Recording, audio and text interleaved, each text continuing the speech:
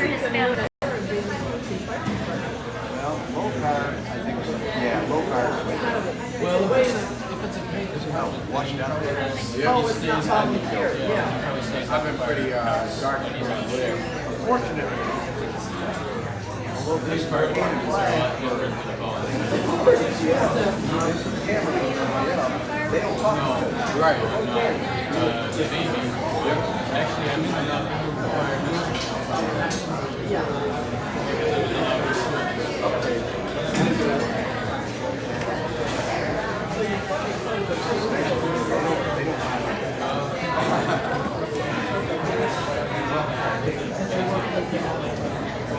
Right?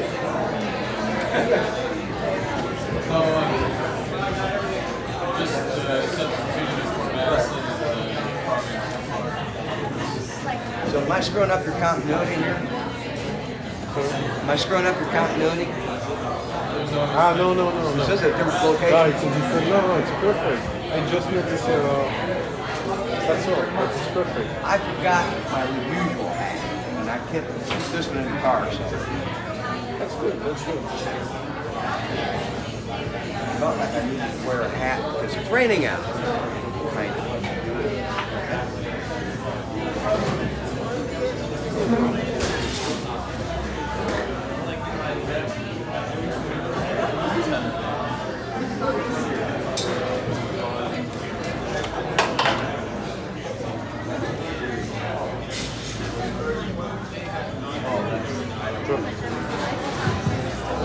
Check 1, 2, 3, 4. Check 1,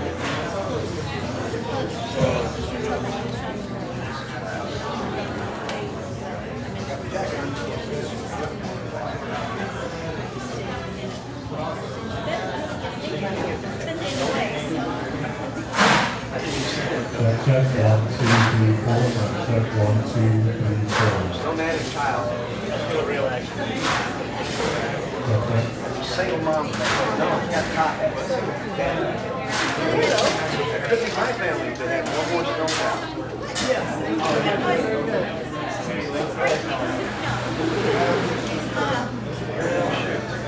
It's good name for you. Weird feedback. It's coming right. You plug it in the wall box. You plug it in the wall. We are, yeah. Okay. Are you getting any weird feedback? That's like. I definitely heard when you first. Yeah, that's awesome. It's been alright. Let's give it another. Thanks.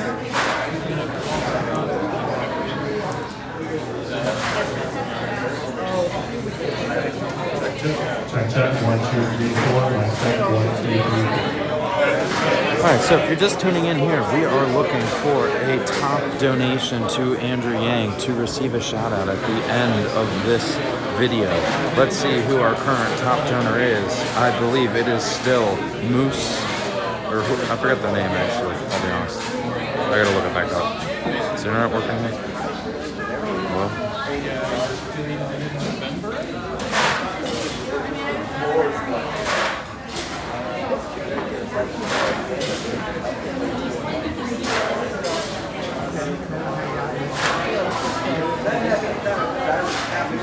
Maybe if you're sitting, you take just like the. Where does it say for anything? Okay, our top donator is currently Yusuf. Yusuf at $300. Yusuf is the top donator. If you would like a shout out from Andrew Yang, you must top Yusuf. Thank you, Moonsong, for the $50 donation, Andrew Yang. Yusuf has donated $120. He also donated $100. Then he also donated $80. That means Yusuf is currently the top donator for this event at $300. Yusuf is the donator. If you would like to become the top donator to get the Andrew Yang shout out, here's what you got to do. You got to go to right here in the bottom left-hand corner. It says donate to Andrew Yang at the Yang Game, TheYangGame.com. And if you are not a big donor, if the big numbers intimidate you, don't worry. We still rely on your small dollar donations. In fact, everyone who's watching right now, Let's do a massive $1 donation drive. Let's see how many $1 donors we can get right now to Andrew Yang through theyanggame.com. All donations through theyanggame.com go directly to the campaign. And someone in the last stream said that they don't. And if you really thought they didn't, I don't think the campaign would be allowing me to film their events right now and be getting shout outs from Andrew if I was raising money for myself. So anyways, let's see how many top $1 donations we can get right now.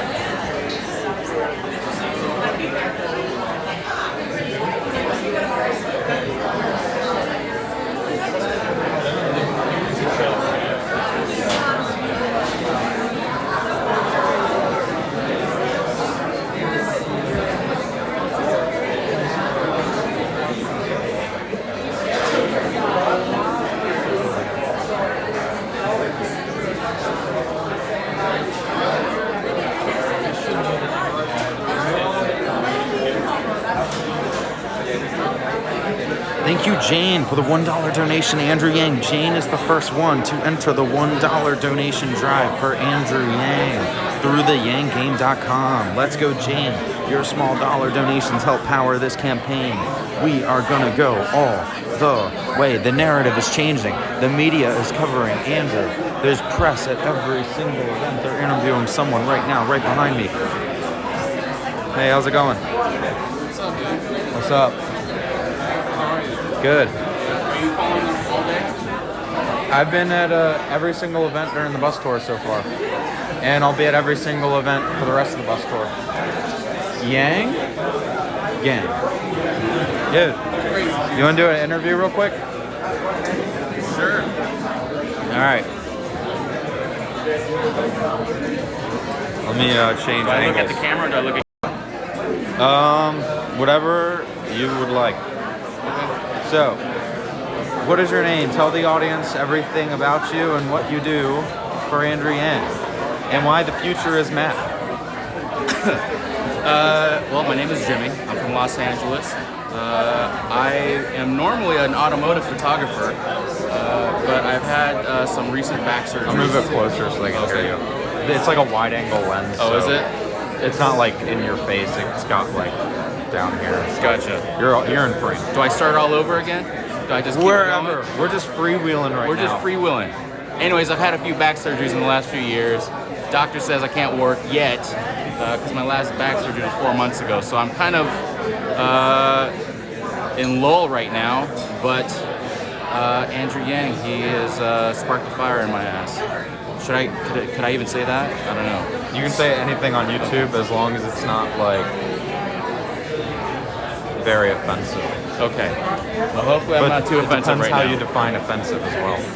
Well, anyways, I haven't photographed in like over a year until like 6 weeks ago during the LA debates. That week in Los Angeles, I went to my very first Yang Gang Hang event, and I met actual real life Yang Gang people, and that was pretty awesome to meet other people of I guess like minds, I guess maybe.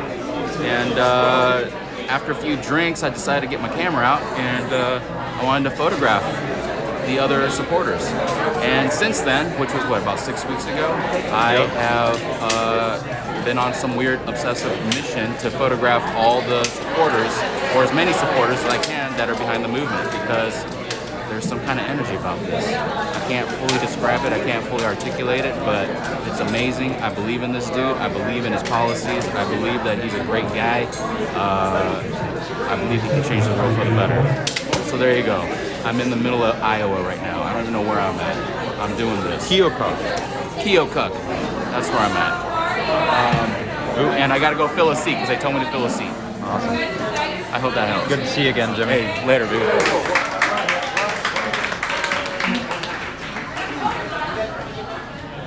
Can you hear me? Okay, there.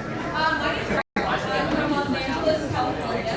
I swapped sunshine for snow, and how important it is to be here. That's for the last 5 years working for a town center. And 6 months ago, my job was automated. Now We cannot hear it. actually doing my job. I started learning more and more about automation, learning more about AWAs. And upon learning more about putting other policies, I was like, this is not just a candidate for me. This is a candidate for all of us. He can definitely unite us all. And we all need to really work if you want to see him in the White House. So whether it is door knocking, calling, canvassing, I suggest you guys come to me. Or right here, we got field organizer, we got Amanda over there. We can get you guys signed up to do some volunteer work, which we would love, because I always tell people, the other day I learned that one door knock is the equivalent of $240 in donations. So if you guys are interested, again, just feel free to come to me or any of these guys over here, and we will get you guys signed up, okay? And I'm going to introduce Al Wumble. He is a native of Iowa. Give him a round of applause. Thank you, Lauren. You know, I always love mentioning this. I have quite a few of our different colleagues who have come to us from places like, you know, LA and Florida and Houston. And just a little bit ago, when we had that great big snowstorm, they're all panicking. They're like, oh my gosh, I've never seen this before. And my only thought to them was just, well, welcome to Iowa, friends. This is what we put up with. You know, and I'm so glad to be down here in Keokuk. As Lauren says, I'm a native Iowan myself. I grew up right up the river from here in Davenport, Iowa. So yeah, somebody likes Davenport, great. And so like many of you here in Keokuk, I get to experience the fun we do every year of having floods in the spring and all the excitement that that brings. But I really am glad to be back here at Bee's Restaurant because I had a chance to stop in here once, have a great meal, and I'm glad that the campaign has decided to come here. You know, and I'm also a guy who can tell you that I've been with the campaign for quite some time. And I definitely know that when it comes to Iowa barbecue, Andrew Yang really does love it. Because one of the first times I ever met Andrew Yang was actually at the Iowa State Fair. And there were a couple other candidates that were walking around the fair that time. And they were all like, hi, yes, I'm running for president, I'm very serious. This is serious help, I'm a serious man, you know. And Andrew Yang, instead of doing that kind of thing, Andrew had one of those gigantic turkey legs, you know, that's about the size of my forearm. I mean, it was so big that when he held it up, it almost covered his face. But Andrew Yang is sitting there enjoying a turkey leg and going around going, hi, I'm Andrew Yang, how you doing? Nice to meet you. Hi, I'm Andrew, I'm running for president, how's it going? And just sitting there talking to our fellow Iowans. And the thing that really struck me is that one of my Iowans said is, you know, when I went and visited with Andrew, he didn't just come in and say, oh, hi, yes, I'm here, I'm running for president. He actually listened to the questions that I had. He answered the questions that I had. He took our conversation seriously. And so I can say that when it comes to being part of this campaign, it's not for any big advertising program or slick thing. It's because of who Andrew is. And with that, ladies and gentlemen, I want to introduce to you the next President of the United States, Mr. Andrew Yang.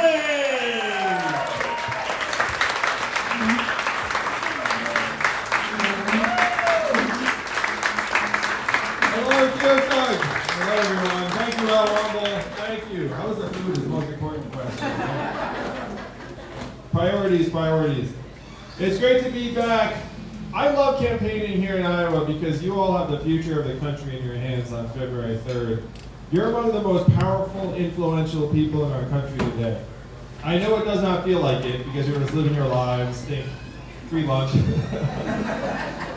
But I did the math. Do you know how many Californians each Iowa caucus goer is worth? 1,000 Californians each. That's right. So look around this room. How many Iowans are here? I'm going to give a Trumpian estimate. There are 700 people here. The biggest restaurant anyone's ever seen. But you all can do something that the rest of the country only dreams about, which is push our great nation in a new direction on February 3rd. Most of you know I'm not a career politician. How many of you saw the TV ads? I hope so, because we spent a lot of money on those ads. It made me very sad. I'm not a career politician, I'm an entrepreneur and problem solver, and I'm laser focused on answering a question that our country, in my mind, has been confused about for the last several years. And that question is this: why is Donald Trump our president? More to your experience, how did Donald Trump win Iowa, a traditionally purple swing state, by almost 10 points? Now, if you turned on cable news at any point in the last several years, why would you think that he won? No, shout something out. Russia, racism, Hillary Clinton, emails, Facebook, anger, electoral college, all things sort of mixed together. But I'm a numbers guy, and I went looking through the numbers for an explanation, and I found one. And it's an explanation that will be familiar to many of you. We blasted away 4 million manufacturing jobs over the last number of years. And where were those jobs primarily located?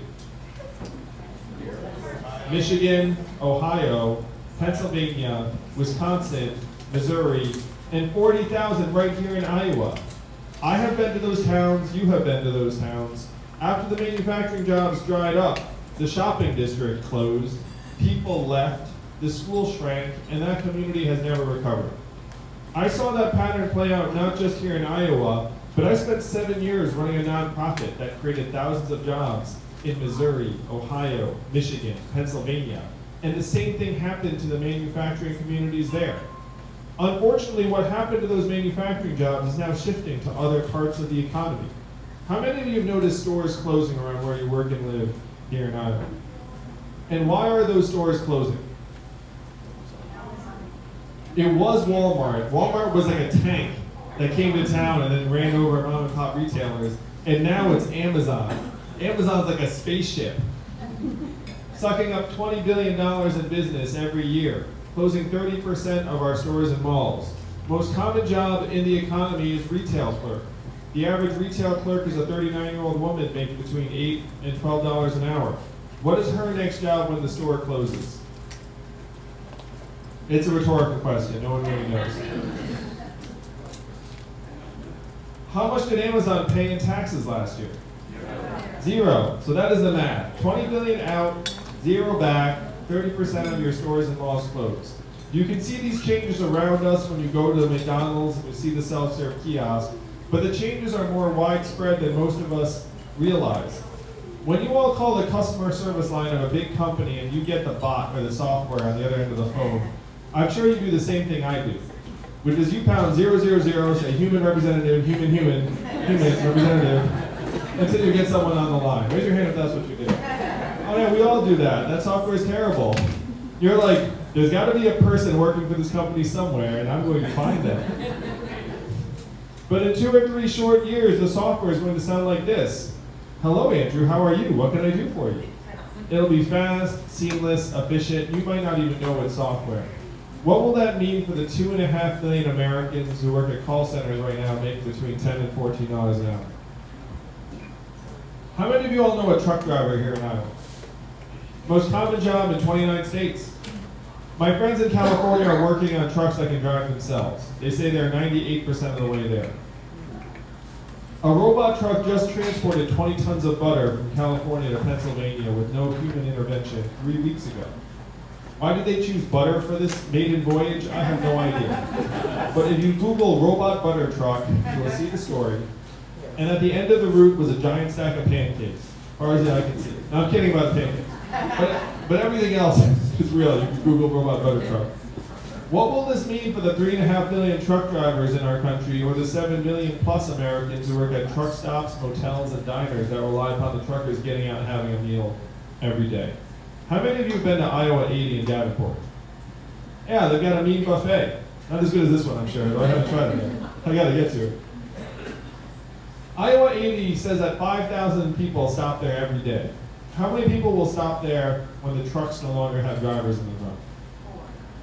Fewer than 5,000. We're in the midst of the greatest economic transformation in the history of our country, what experts are calling the 4th Industrial Revolution. When's the last time you heard a politician say 4th Industrial Revolution? 3 seconds ago. And I'm barely a politician. So I'm an entrepreneur who's getting medals and awards for helping create thousands of jobs around the country. I was honored multiple times by the Obama administration, so I got to bring my wife Evelyn to meet the president. My in-laws were very excited about me that week. But I had this sinking feeling that things were getting better, not worse, in many of the places I was working. And that I felt like my work was like pouring water into a bathtub that had a giant hole ripped in the bottom. The water was rushing out faster and stronger. Trump wins. I go through the numbers. I realize that things are going to accelerate even more after AI and autonomous vehicles and the rest of it really start impacting our economy. So I went to our leaders in Washington, D.C., and I asked them, what are we going to do to help our people manage this transition? And what do you think the folks in D.C. said to me when I said, what are we going to do? Just made the, so a person at another event made like the Scooby-Doo noise, like, ooh, oh.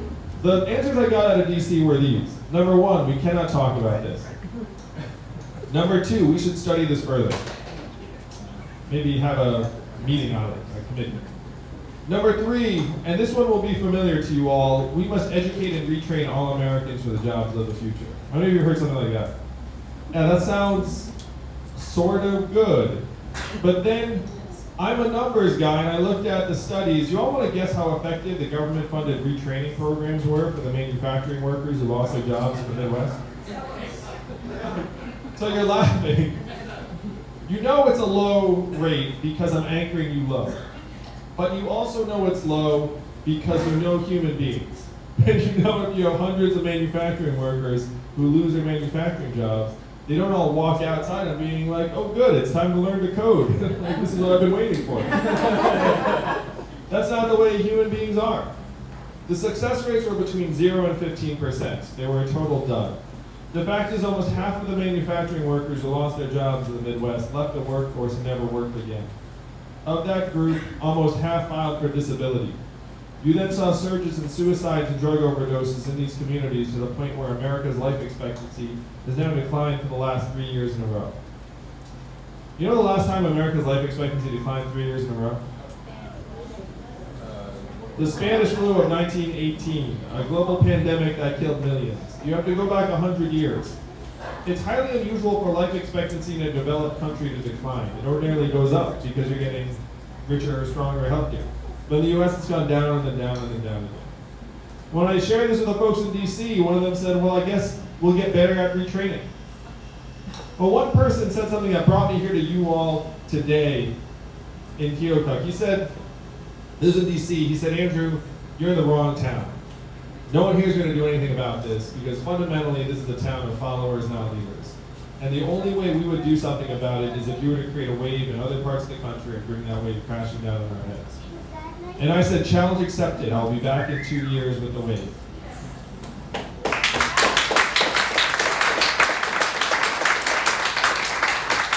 This is the wave. You all are the wave. You can do something that the rest of the country only dreams of, which is flush the pipes of government clean of all the lobbyist cash that's just gumming it up. Oh, it's true. Because right now, who does our government work for really? Right now, corporate profits are going up and life expectancy is going down. Which do you value more? If you're the people, you value your own health and life expectancy. If you're a government, you can't even see health and life expectancy. You're just staring at the dollar signs. Washington, D.C. today is the richest city in our country. Think about that for a sec. What do they produce? No one knows. But business is awfully good. What we have to do is get some of the value that's getting sucked out of your community, heading up to the Amazons of the world, and bring it back to you. Now, if you've seen the TV ads, if you've seen anything around my campaign, you know I'm running for president saying every American should get $1,000 a month. And I know the first time you heard that, you thought, well, let me try this out. That's a gimmick, that's too good to be true, that will never happen. Raise your hand if you had one of those thoughts.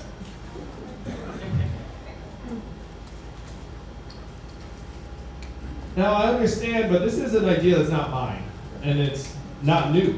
This is a deeply American idea from our founding. Thomas Paine was for it, called it the Citizens Dividend for all Americans, the earliest days of the country. Martin Luther King, whose birthday we celebrated this week, was fighting for this in the 60s, a guaranteed minimum income for all Americans, and it is what he was fighting for when he was killed in 1968. I know this in part because I had the privilege of sitting with Dr. King's son in Atlanta, and he said this is what his father was fighting for. It was so mainstream that 1,000 economists in the 60s, including Milton Friedman, one of the godfathers of modern economics, championed this proposal, passed the U.S. House of Representatives twice in 1971 under Richard Nixon. Family assistance plan. And then 11 years later, one state actually passed a dividend. What's that? In the early 80s, one state actually passed a dividend, where now everyone in that state gets between $1,000 and $2,000 a year, no questions asked. And what state is that? Alaska. And how do they pay for it? Oil. And what is the oil of the 21st century? Data, technology, AI, self-driving cars and trucks. A study came out recently that said that our data is now worth more than oil. How many of you saw that study? How many of you got your data check in the mail last month? So if your data is now worth billions of dollars a year, and you're not getting a dime of that, then where is all of that going? Facebook, Amazon, Google, Apple, Ireland. We joke about Ireland because Ireland is a favorite tax haven for tech companies. All of a sudden, everything that happens in Ireland is all send the money there. They park tens of billions of dollars, hundreds of billions of dollars in Ireland. So what we have to do is we have to get this value that's leaving your communities, going into the hands of these trillion-dollar tech companies that are paying next to nothing in taxes, and give it back to you in the form of this dividend of $1,000 a month. Particularly because after you actually get this money, where will it go in real life? How much of it would stay right here in Iowa? Most all of it. Not all of it. You might get your own Netflix password. A little bit of it will float up the cloud. But most of it would go to car repairs you've been putting off, and daycare expenses, and Little League signups, and local nonprofits, and religious organizations. This is the trickle-up economy.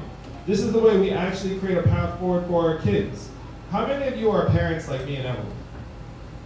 If you're a parent, you've had this sinking feeling that we're leaving our kids a future that is less stable, less secure, less prosperous than the lives that we have lived. The reason we feel that way is because it is that way. If you were born in the United States of America in the 1940s, there was a 93% chance you were going to be better off than your parents. That's the American dream. That's what brought my family here. That's what we aspire to for our kids. If you were born in the 1990s in the United States, you're down to a 50-50 shot and it's declining fast. That's why the parents feel the way we do. That's why the young people feel the way you do. That's why Donald Trump won and won Iowa by almost 10 points.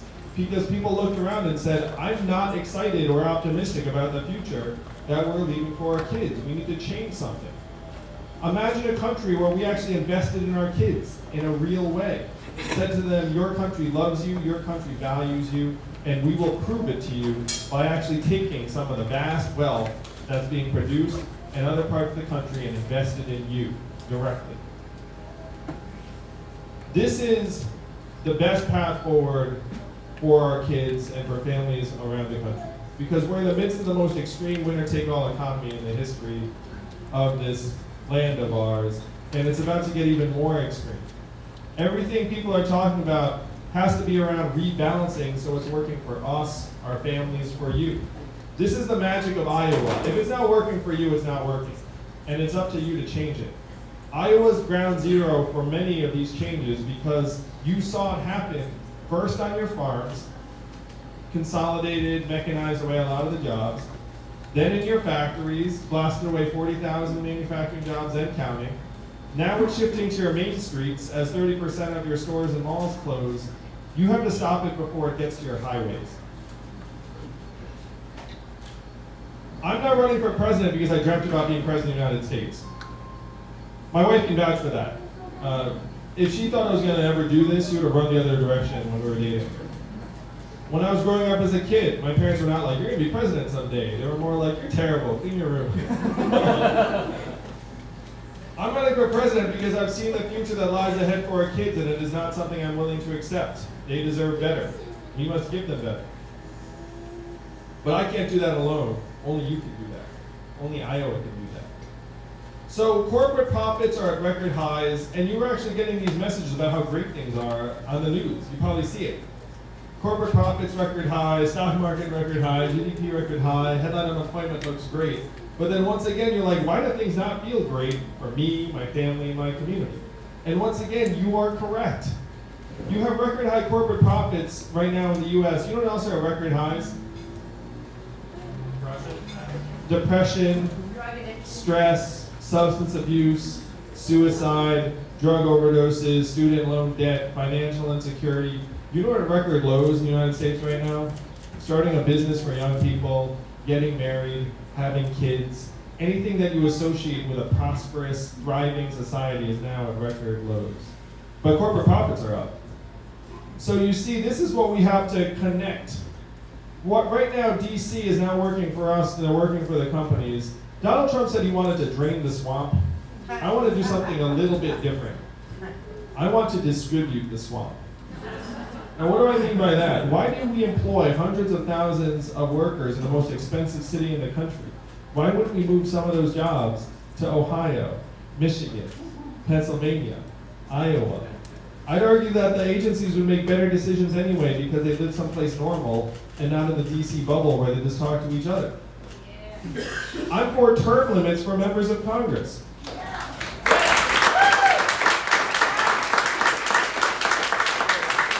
Their job should be to go to DC, do work on our behalf, and then come home. It should not be to go there and then crouch for as long as possible and be like, ooh, I like it here. I like it here. Let me stay, let me stay. So, after I'm your president a year from now, I know how I'm going to go to Congress, and here's how we pass term limits. You'll love this. I go to Congress and say, hey, we should have term limits, 12 years, and then go home. But current legislators are exempt. Yeah. Do you think they'll pass that? They'll pass that the next day, because they'll be like, we do this for the people. Because they're exempt. They'll be like, I can be like the super legislator, like I can just hang out. And then everyone else who comes here has to phase out after 12 years. But eventually they'll phase out too, they'll lose. And then you'll have a legislator that actually turns over and helps make it more responsive to our needs. Part of the problem with these legislators is that the best legislators I've met a lot of Congress people, the best of them say, like, I want to get something done and then go home.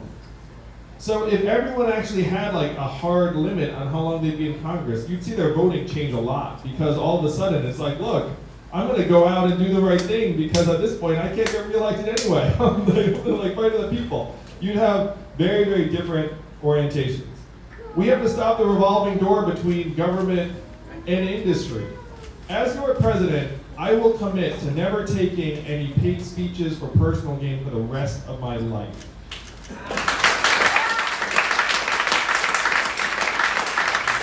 Because the fact is, if you're going to change the culture in a place like Washington, you have to change it from the top. You can't have the president taking $250,000 for an hour-long speech and then say to everyone else, but you can't do it, you can't do it. Like, they just look up and say, well, he's doing it. Like, I guess that's the way we do things here in DC. So you have to change that culture from the top and let people know that the president, the regulators work for you. That's what we have to restore in this country. This is why Trump won. This is why tens of millions of our fellow Americans were willing to take a bet on the narcissist reality TV star. Because the feedback between us and our government has broken down, and we have to rebuild it. And then we have to get the energies of this economy working for you and your families instead of the corporations. I know how flawed the economic measurements are because of my own family. My wife is at home most every day with our 2 boys, one of whom is autistic. What is her work every day valued at in our economic measurements? Evelyn gets a 0, as does every stay-at-home parent in our society. How about people taking care of ailing loved ones? 0. Caregivers get a 0. How about volunteers and activists trying to make our communities better? 0 most all the time. How about coaches and mentors investing in the next generation? 0. Artists, 95% of the time, I hate to say it, 0. This is one you don't think that much about, but it's really profound. How about local journalists? We put almost 2,000 local newspapers out of business over the last number of months because all their revenue went up to the internet, and you can't sustain the paper on that. You have 200 counties in the U.S. that don't have any newspaper at all anymore. You know what doesn't function as well if you don't have local news? Democracy. Because how can people vote on what's going on in their community if no one's actually covering what's going on in their community? These are the things that we're supposed to value most in our country. Our families, our communities, our democracy, and they're getting zeroed out one by one by one. The case you have to make to the rest of the country on February 3rd is that the market does not know everything. Economic value and human value are not the same things, and we have intrinsic value as Americans, as citizens, and as shareholders of the richest country in the history of the world.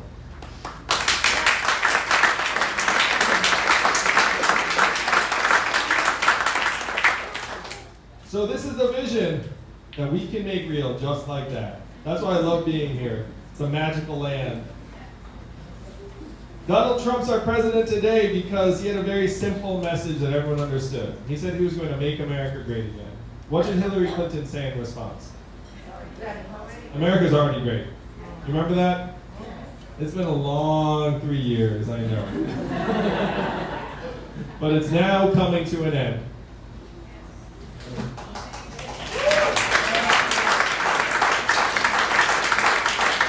That response did not go over well for many Americans because the problems are real. We have to acknowledge the problems and their depth and their severity, but then we need real solutions that will actually move our communities and our country forward. What were Donald Trump's solutions? Build a wall, turn the clock back, bring the old jobs back. Keokuk, you know we have to do the opposite of these things. We have to turn the clock forward. We have to accelerate our economy and society to rise to the real challenges of the 21st century, like climate change. We have to evolve in the way we see ourselves and our work and our value.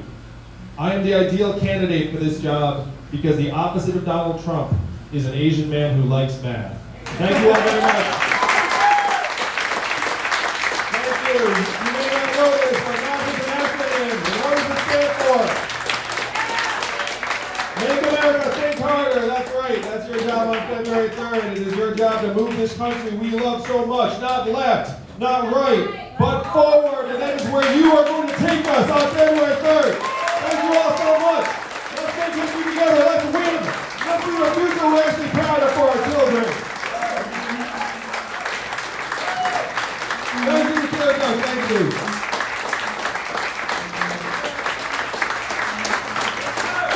Thank you all. Yes, and now we have some time for some questions over lunch. I think we have a mic runner. Go ahead. Yes, pick whoever you like.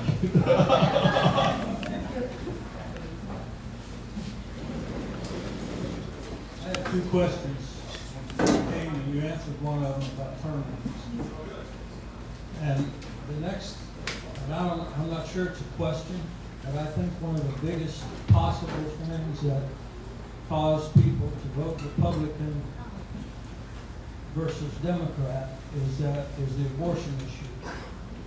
But and here's what I would like to propose, and I hope you see it guys. I'm not for abortion. I don't think most Democrats try to push abortion. That's an individual thing that's between your God and my God that we have to decide.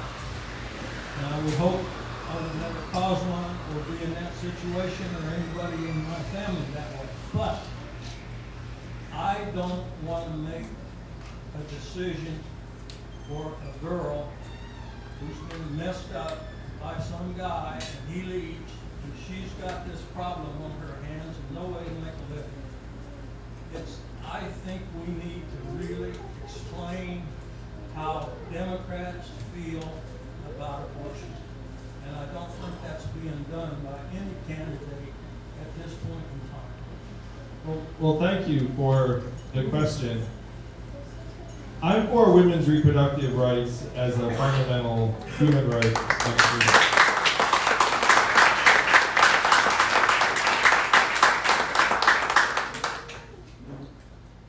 But I got this really really touching message from someone who believes very, very strongly in the fact that life starts at conception and very, very pro-life.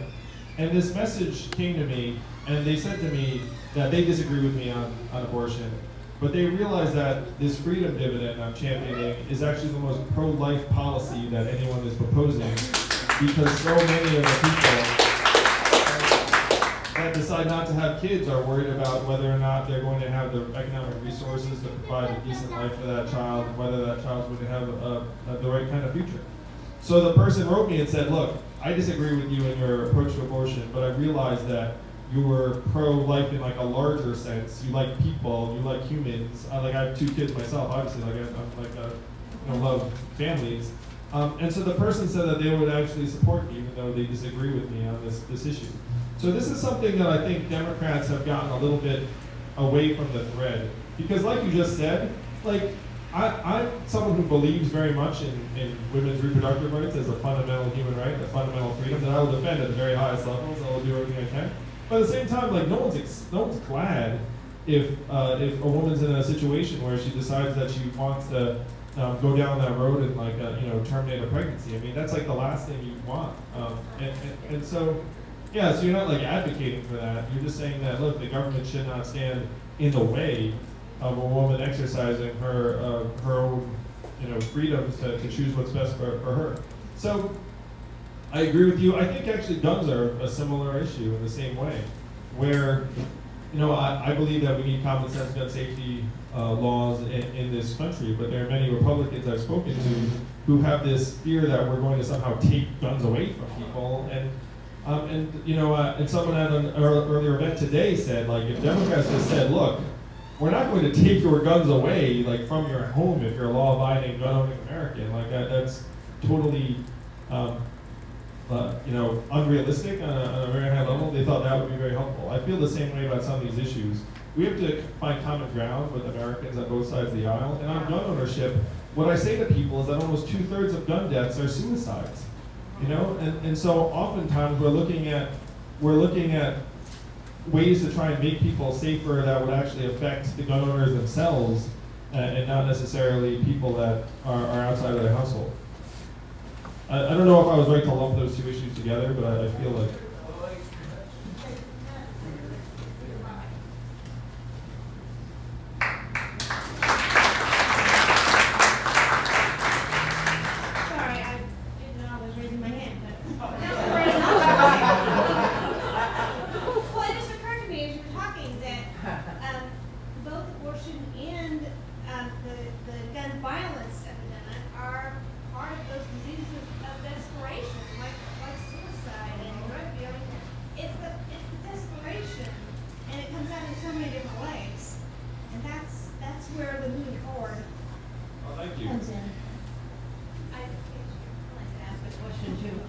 I'm a retired school teacher, 32 years, and you talk about education and also about your autistic son. I have a grandson that's autistic, and I'd like to know more about your plans for education and for helping K-12 education. And beyond. I have an adult son with autism. Oh, thank you. First, thank you for being a school teacher for so long and making this.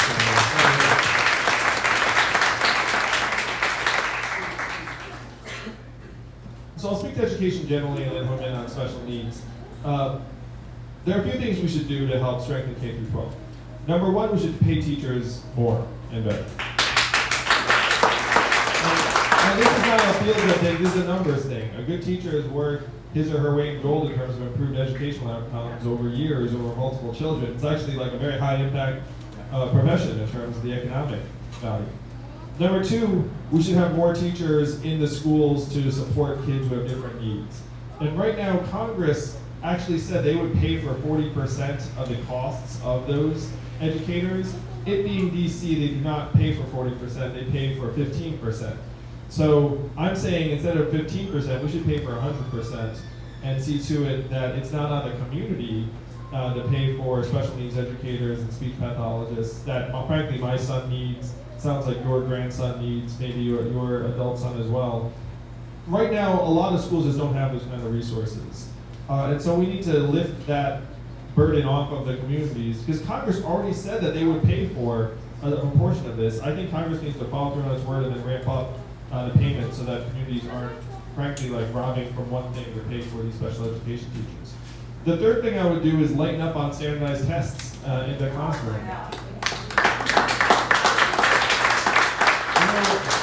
Did you know that we popularized the SAT during World War II as a means to identify which kids not to send to the front lines? And now we treat our kids like every year is wartime. Does that make sense? And we know it distorts teacher behavior because teachers are like, well, I guess I'm gonna do this because like kids are getting tested on that. And it treats our kids like they're on an assembly line, treats them like they're all mature at the same rates. They don't. You know, we should let the teacher have the ability to do your job and not have this testing regime at every turn. The fourth.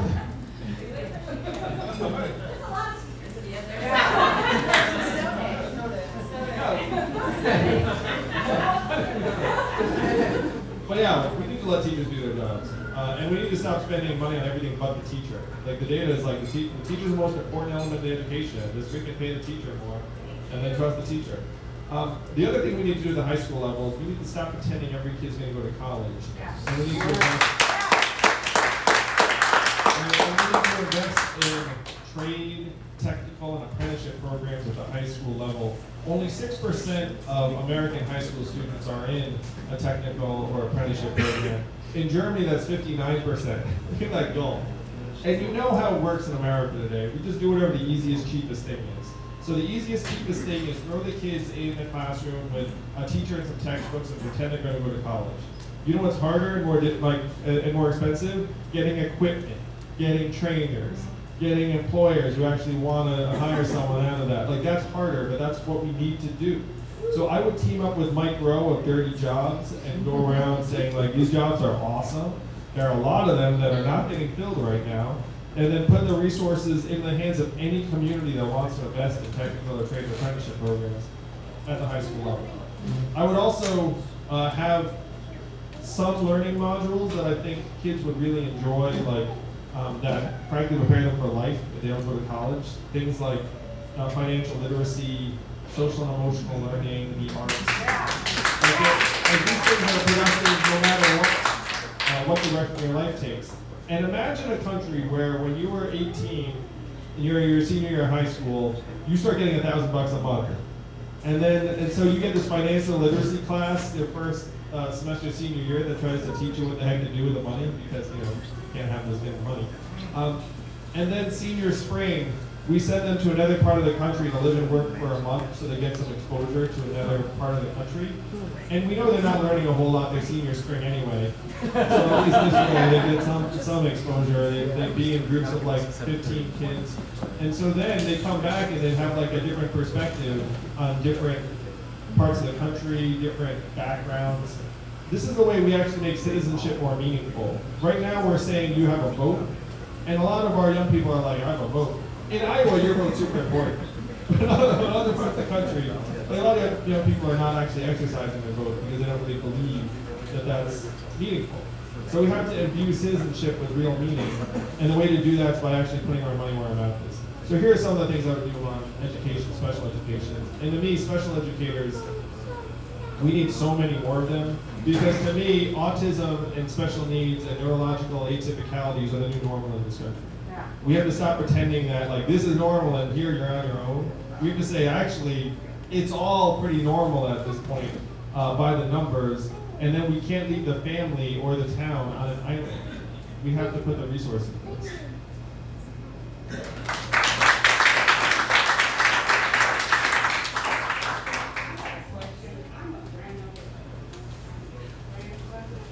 I'm a grandmother with 6 grandsons, and I have a question.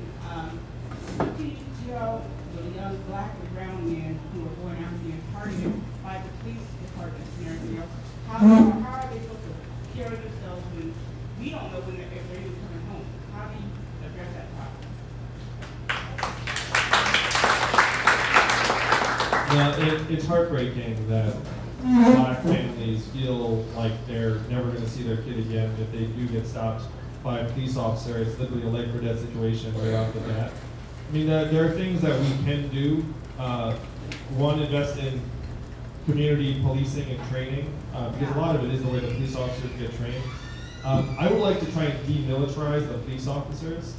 So what I mean by that is right now they're actually getting military hardware, which is not sort of the purpose of the police department.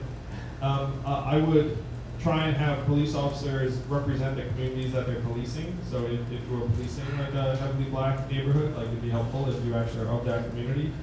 I would invest, and this is not a problem, this is not a total problem solver, but I would federally pay for a body cam for every police officer in the country and just say, look, like everyone has one now, and then just create a disposition where if there is an interaction between a police officer and a citizen, you know it's recorded. And the fact is we do this for like convenience store clerks, like hotels, like buses, like the camera's on, and those people don't have guns. You know what I mean? So if you're a police officer, there should be a camera on, and then at least you're able to have some transparency as to what the interaction was. Now, none of these things is a solution because this is going to be an ongoing challenge for a long time to come. But I think each of those would at least make a difference, as would investing more resources in black communities so that you have more in the way of an economic path forward, and frankly, a little bit more resources so that if something does go wrong, that you'll actually be able to stand up for yourself and say, look, like, you know, this was wrong, and we're going to actually try and address it.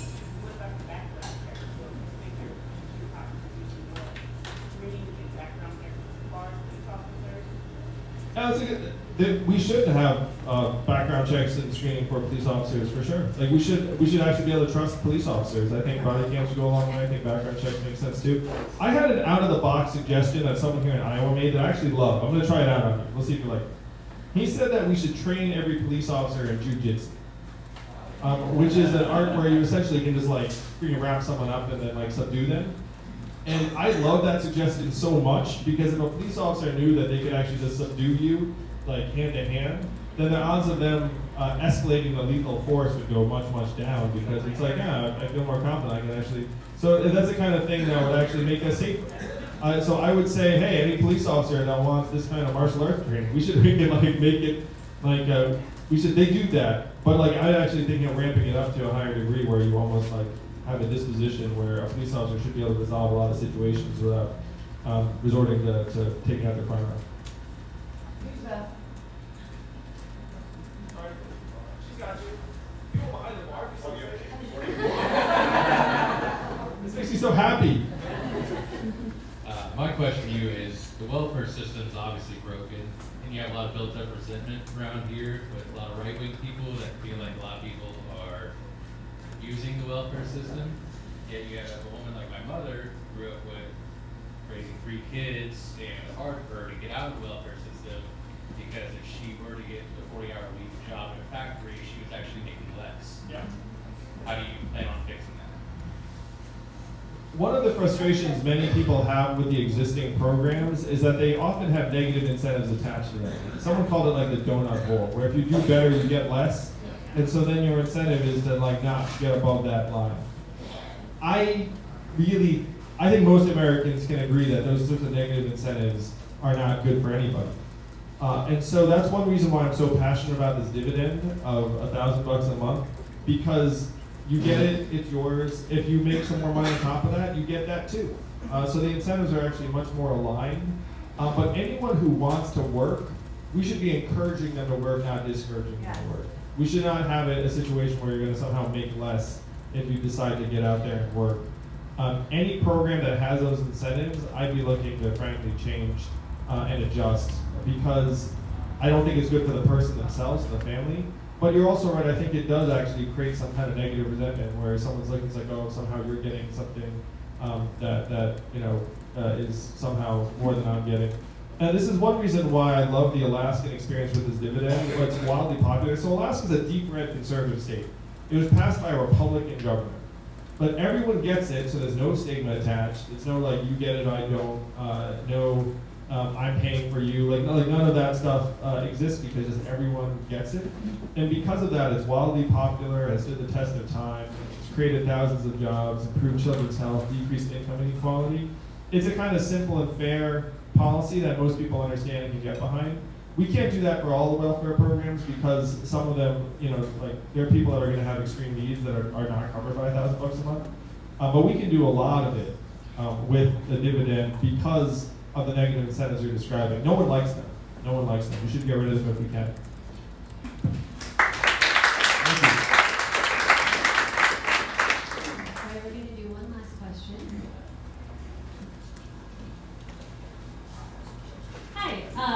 You mentioned earlier that some of the traditional measurements of prosperity have declined, like marriage and having children. I know some people have made the conscious decision not to have children because of the devastating effects of climate change. Can you talk a little bit about your plans for slowing the climate catastrophe that we are currently in? How many of y'all are concerned about climate change? Yeah, you really should have your hand up on that. And I agree with you also that, like, as a parent, we look up and be like, do we even do the right thing for your kids in the world if, like, the climate's going to start taking off in this direction? I love the way you framed this, too, because I really dislike it when politicians talk about preventing climate change. What's wrong with that statement? It's already here. Like, we're on the curve. You know, we can't go backwards in time at this point. So we have to integrate climate change into everything that we do economically. And one of the things that I say to people is, what is the cost of climate change going to be? So for context, our economy is $21 trillion a year. What do you think the cost of climate change is going to be over time? Tens of trillions of dollars over time. And unfortunately, thousands and thousands of lives, too. Like, if you had to try and put it all together.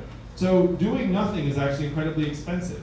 This is what we have to illustrate to people. It's like, look, we're at a point now where we should be investing tens, hundreds of billions of dollars in making our communities and infrastructure stronger, more resilient, more adaptive, and we'd be saving money by doing it. Like, if you put up embankments and keep the Mississippi from flooding or something like that, and you manage to prevent that flood, you're actually saving money. Yeah. So that's where we have to try and shift our economy. We have to try and incorporate the cost of climate change into both what we do and what we're not doing. I can't believe that Donald Trump did not even invest in infrastructure. I thought at least he'd do that so he could throw his name on everything, you know? I thought we'd get Trump Bridge, Trump Highway, Trump, you know? But he didn't even do that. I was like, come on, I mean, isn't that your entire thing? So we need to start investing in infrastructure in a very big way. We should become more hard-nosed about some places that we probably should not be building, or developing in. There are certain parts of the country that we actually have started moving people because it's become uninhabitable. That's in Louisiana. Like, the town just became too submerged for them to live. So the question really is, are we going to leave people on their own to fend for themselves during this climate catastrophe, or are we going to just come together and actually put our collective resources to work to help people adjust and stay stronger, safer, and more secure? We all know who suffers the most in a natural disaster. It's poor people, which overlaps, unfortunately, with communities of color. So we have to start investing directly in our people and our communities as quickly as possible. The harshest truth of this is that America is only 15% of global emissions. So even if we were to get ourselves way under control, what's going on with the other 85%? China is going to African governments and saying, hey, I've got a coal-burning power plant for you. And then what does the African government say? I'll take it. I love it. I just want energy. I don't care about emissions. So what do we have to do if we want to change that? We have to be there at that table with the African government and say, do not take this coal-burning power plant, take these solar panels, and we will subsidize them. So that is where we have to try and lead the world as quickly as possible. But you framed the question exactly right, which is at this point we should acknowledge that we're on the curve, and it's going to be about making ourselves and our communities safer, more resilient, more adaptive over time, which is going to be, on one hand, hundreds of billions of dollars, but it will be a real economic driver if we do it right. It will create a lot of jobs, because there's a lot of work to do.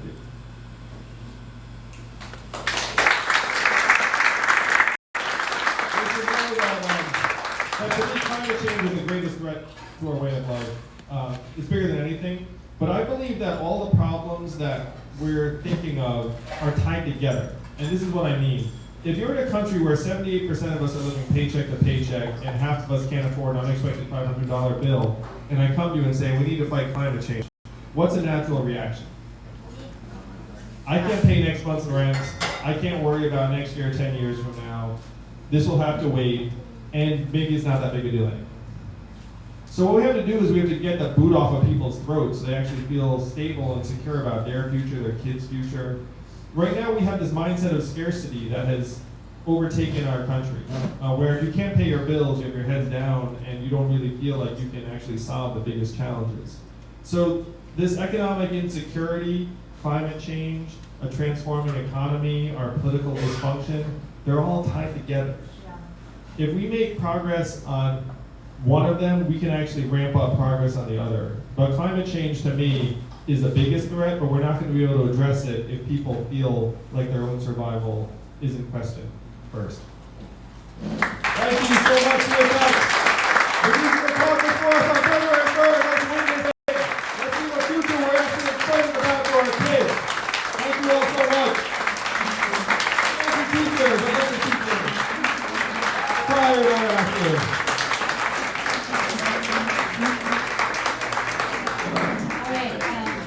Andrew is going to take a moment to talk with the press. If anybody's interested in taking a photo with Andrew, please line up while he's there. I'm gonna be like, We're going to line up there. but See your names, wave our hands. that'd be awesome. I need you to do a little bit of press, and then we'll get photos. All right, real quick.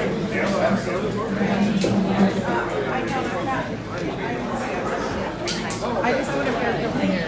Okay. Sure. Let's go around. Our current top donator for this event is Yusuf at $300. If you would like a personalized shout out from Andrew Yang. Ooh, Carl just refunded his $10 donation to the Yang game. Interesting. If you would like a shout out from Andrew Yang, donate $300 or more through theyanggame.com. Excuse me, ma'am. Yeah. I was wondering if you'd like to answer a few questions on live stream about what you thought of Andrew, what you thought of the event. I think I have to pass. Have to pass. That's my job, and that's Oh, yeah. really affiliated. Totally understand. Yeah, sorry about that. Well, thank you for coming out. Appreciate it.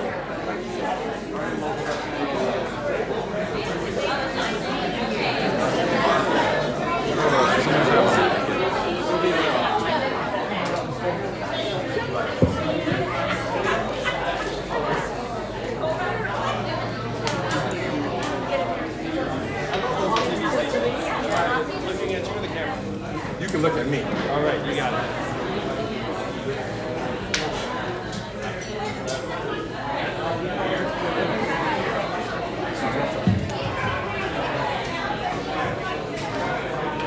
Thank you. A lot of milk as a kid. Perfect. Can you see? So can you tell me a little bit about your high performance team that you have built behind you? How can you guys make a bigger impact? You know, our campaign's been growing faster than any other campaign in this race. We're going to grow and grow. We're going to peak right when the voting starts on February 3rd. The energy around our events is higher than ever. The crowds are bigger. I'm thrilled with how we're growing.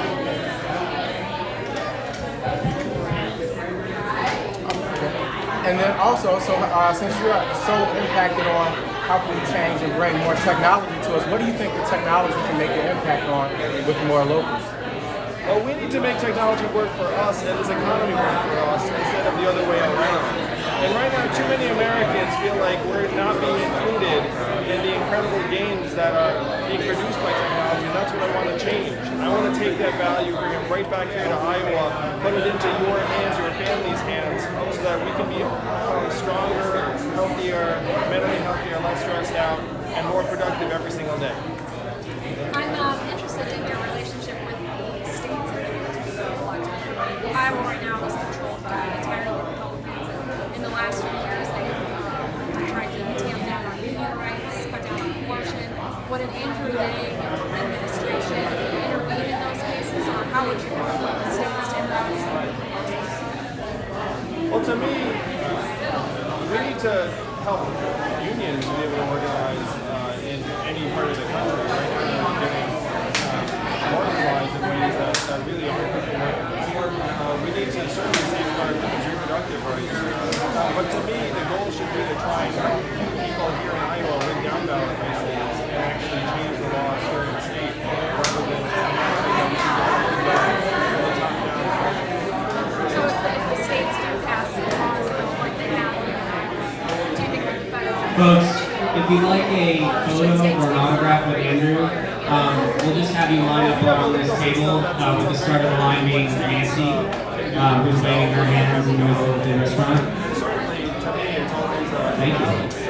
Between those two, the goal should be for states to determine for themselves their futures. You guys want to help Democrats right here in Iowa win those races so that people here in Iowa can make those choices. How do you change people's mindset? It seems like people think that they're just a millionaire down on their luck, and a lot of your programs would have to change that mindset. How do you change people? I think Americans are really smart. We see that the future we're leaving for our kids is not as stable and secure as it has been in the past, or as much as they deserve. And they can also feel that here in Iowa, a lot of the value is getting sucked out of it. And they need to handle stuff like Amazon, trillion-dollar companies that are paying zero in taxes. So this is what we have to change together. Make sure that the economy is working for the people here in Iowa as much as the other way around. Mr. Yang, yesterday you talked about the Wall Street bailout package and mentioned how Americans didn't really vote for it. Do you think the candidates in this race who did vote for it should be disqualified for that decision? Well, none of us voted for it, certainly, in terms of the American people. And the folks who were part of the administration, they had a tough situation. They had decisions to make. I certainly don't think that it's disqualifying, but if I'd been in that situation, I'd like to think that I would have made a different set of choices. Because to me, the American people were getting kicked out of their homes at record numbers and levels, and that's where some of the resources should have gone. What do you think it says about the candidates who did support Wall Street, the bailout package at the time? Well, it's tough because they were in the midst of a crisis. They felt like they had to act to safeguard the economy. And so, it's a judgment call that I think we're still paying for in some ways. But I'll leave it to the American people to determine what they think of folks who had a role in that set of decisions. And that set of decisions, as far as I can tell, it didn't fall on any individual who's in this race right now. There were a lot of people involved. All right, folks. Thank you. I have two-parted. First part, if you are not congressional nominee of the Democratic Party, and someone asked you to run, to be running mate, would you? If that's what it takes to beat Trump. My goal is to help move the country forward. If that's as president, great. If that's as vice president, also great. If that's in some other capacity, I'll do everything I can. I'm just trying to leave the country in better shape for our kids. That question was, does anybody ask you that? It's like, I want to play a role in shaping our country's future positively. I believe I can do that best as president. If there's another role, I'll be excited for that too. Thank you. Thank you so much. Appreciate it. Thank you.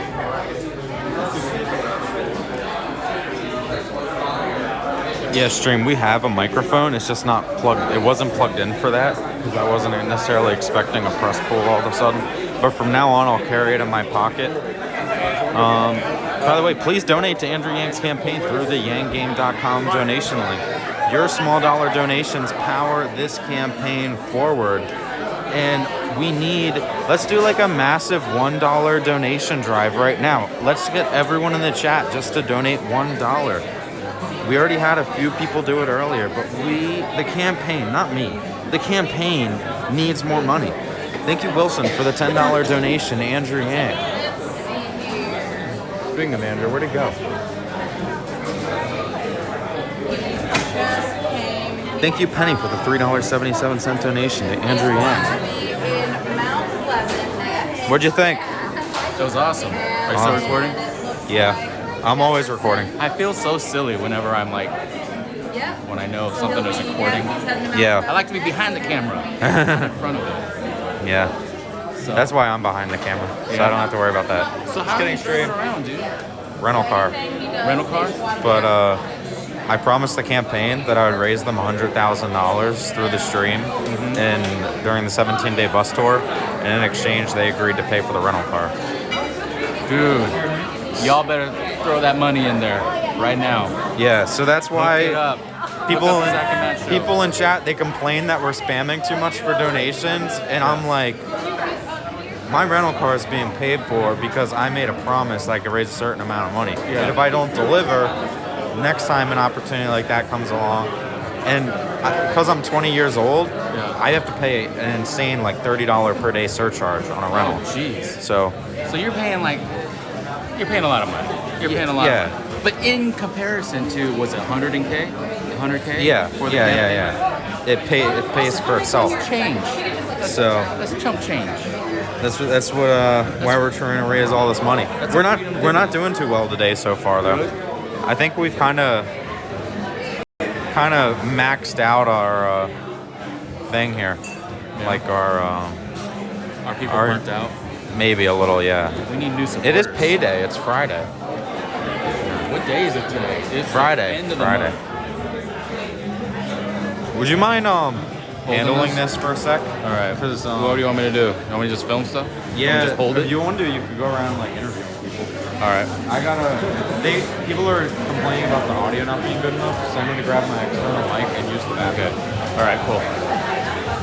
All right. So if you don't remember, my name is Jimmy. I have Matt's camera for a moment while he goes handle some business. So anyways, let's just kind of roam around and see what happens. We're at V's restaurant. They hooked it up with all this food here. I'm just giving you a little tour. Hooking it up.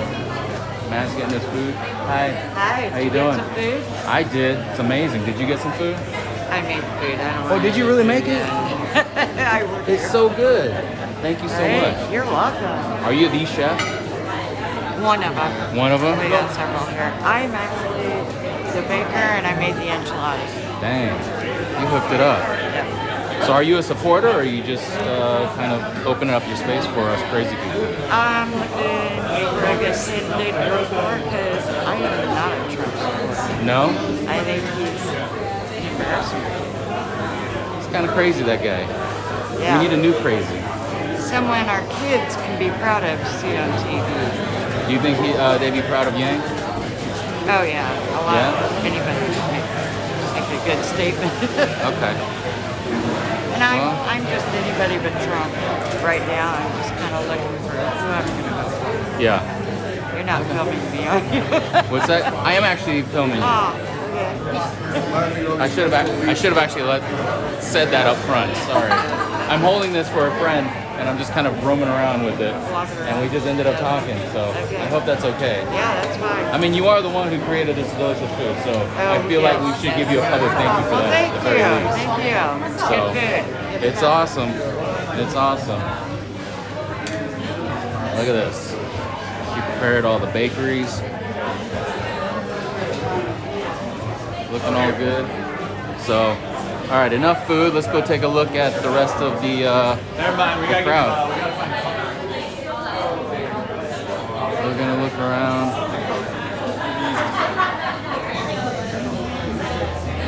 How was it? Great. How was the show? It was great. Yeah. By the way, this is recording. It's recording. Yeah. We're streaming, live streaming. Really? The energy. Hi, from Toronto. I came all the way from Canada for this. What's up? What's I'm your excited. name, brother? Shay. Shay. Yes. From Toronto. From Toronto. So what? I mean, I've been following him for about a year. Yeah. And all of a sudden, I had the urge. I have to drive to Iowa. I have to go. I have to meet him. I have to start volunteering for the campaign. How long ago was that urge? It started, well, I mean, the urge started a little while ago. I started fantasizing about it. Yeah. But it was only about a week ago when I realized, actually, the first primary is happening. He has a chance. Yeah. I need to go there and be a part of it. Oh, and dude. everyone in my daily life, I'm talking about, I'm asking people about Andrew Yang. Most people, they don't know him. I have to go be with my people. Yeah. But I'm spreading the word in Canada, but it's cool to be here. Dude, that was right awesome. on. Yeah. Right. Oh, I'm so sorry. Yep. And when I saw that he rides bikes, I got super excited. I'm a big Look at that. cyclist. So Did there he you is make with this? his child seat. That's a photo of him in New York City. on his Dude. way to the NPR interview. Did you make that shirt? I made it. Yeah. Are you gonna sell it? You should start throwing that online. I could. People will be all about it. Although I I'm can't see the- anti-Amazon, so I don't know where I'm gonna sell it. Well, although because I'm Canadian, I can't contribute to the campaign, so I had to buy this hat from Amazon. I had to break my no Amazon So rule. is that kind of like a fake hat? It's like a fake hat. It's a fake because hat. I can't get the real deal. Hey man, it's all good. All good. People still know you're repping it. It's all good. So did you get a selfie with him? I did. All right. I He's brought pretty him legit. He's like a human. That's it. That's it. He's like a damn human. I'll be around all weekend, so we're gonna follow around. Are you gonna go the rest of the day? Yeah. Follow him around? Yeah. I'll see you around. See you. What's I'm your Jimmy, name? by the way. Jimmy? Yeah. Shay. Shay. Yeah. I'll see you around. I'm gonna get a photo of you probably in the next spot. Sure. All right. All right. We're gonna go check out some. Hey, are you guys out of here? Yes, we are. Okay. Bye. It was Nicole, right? Yes. Have a good one. Take care. See you later. All right. So that's Andrew Yang right there. He's doing the selfies, getting the selfie line going on. So look at that. How was that? Was that awesome? Are you a supporter or are you undecided? I'm a supporter. Yeah? Yeah, my son is too. By the way, I'm streaming, sorry. I figured. Is that cool? You're good. Are you local? Yes, I am. I live here in town. Oh yeah? Is that beer? Is this here? Yep. I'm one of the managers. Oh, right on. Yeah. Well, thank you guys so much for letting us No hang out and be belligerent in your. We're enjoying it. Yeah? Yeah. That's cool. So you're supporting this dude, huh? Yes. This crazy guy. Thank you for your support. How you doing? Hey, good. How are you? Good, good, good. All right, there it is. That's the man.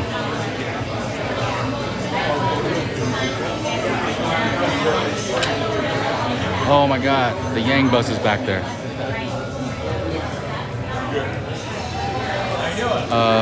What's it called? I might need to go outside for a minute. I think I might have to go outside. You want your phone back? What? You want your camera back? Oh, by the way, you can flip it around by doing tapping. Oh, hey. Like this. Oh, gotta fix up the mic. Are you back? Yeah. Thanks, man. Appreciate it. All right. Well, hopefully I didn't screw anything up. I think I talked to like 2.5 people. I'm the one Yeah, screwing I things think I up talked now. to 2.5 people. Everyone's like, "What the heck? Why is it vertical?" It's because what I don't like about the mic is it only plugs in, and I've already cracked like that side of the phone. The people win. They want their external mic. They get it. Does that block? Oh no, because this thing is on the other side.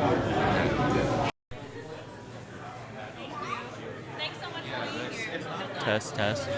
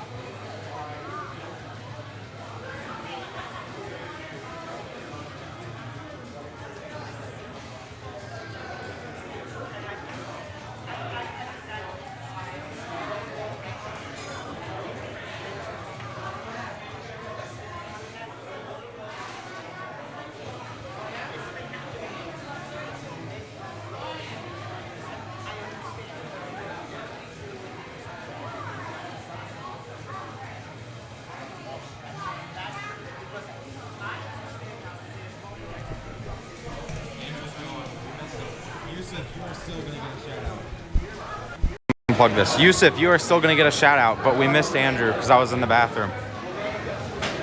All right. We'll see you guys at the next event, 4 p.m.